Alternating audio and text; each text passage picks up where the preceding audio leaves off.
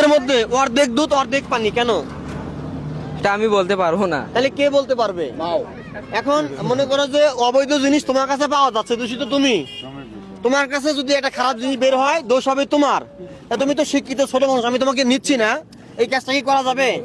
তুমি এই দেশের ভবিষ্যৎ, তুমি এই দেশের ইঞ্জিনিয়ার হবা, পুলিশ হবা, ম্যাজিস্ট্রেট হবা। তা এই যে অর্ধেক দুধ অর্ধেক পানি, আমি আবারও দেখাই, আর একবার দেখাও। তুমি এদিকে দাঁড়াবো, আমি আপনাদের হিসাবটা কি?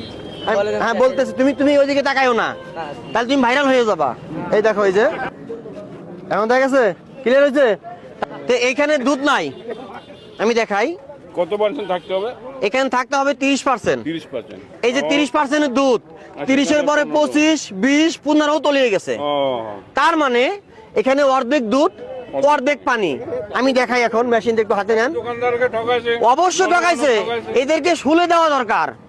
এই দেখেন আপনার, আমি দেখাই, দেখেন এটা দুধ, হাতে নেন। লাগে দুধ একটু? দুধ লাগছে কি? ঢেলে দিবেন, দুধ লাগতেছে পানির মতো। এটা দুধ, দেখেন তো, এটা দুধ না।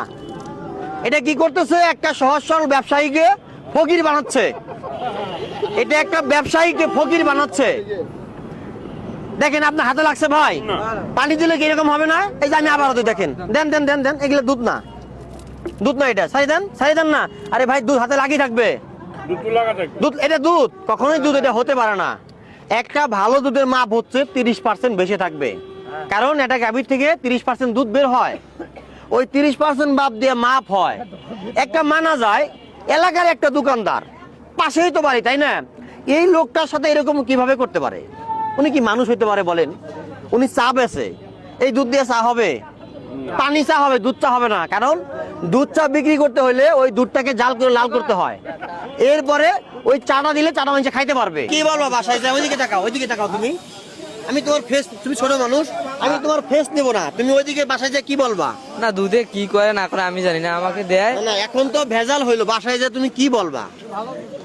বাসায় যেয়ে বলতে হবে যে এখানে পানি বের হয়েছে, অধিক পরিমাণ পানি, তাই আপনার। না? এই যে কি মেশিনটার হিসাবটা কি দেখাই জান তো? মেশিনটা না, থাক, ছোট মানুষ আমি ক্যামেরায় নেই না। ছোট মানুষ আমি, যেহেতু দুধটা ওর না, ওর গার্জিয়ানের, আমি ছোট মানুষকে ক্যামেরায় নেই না। ওর বয়স কম, ও লেখাপড়া করে, ঠিক আছে? এই মেশিনটার মাপ হচ্ছে, ভালো দুধের মাপ 30% থাকতে হবে। কথা বুঝতে পারছো? তুমি দেখতে চাও 30% কত মাপ আসে? আমি দেখাবো তোমাকে, আমি তোমাকে দেখাই এখনই, কেমন? আমি ভিডিও শেষ করে, বন্ধুরা ভিডিওটা বেশি বেশি শেয়ার করবেন। এরকম অসংখ্য দুধ ব্যবসায়ী আছে যারা ক্ষতিগ্রস্ত হচ্ছে।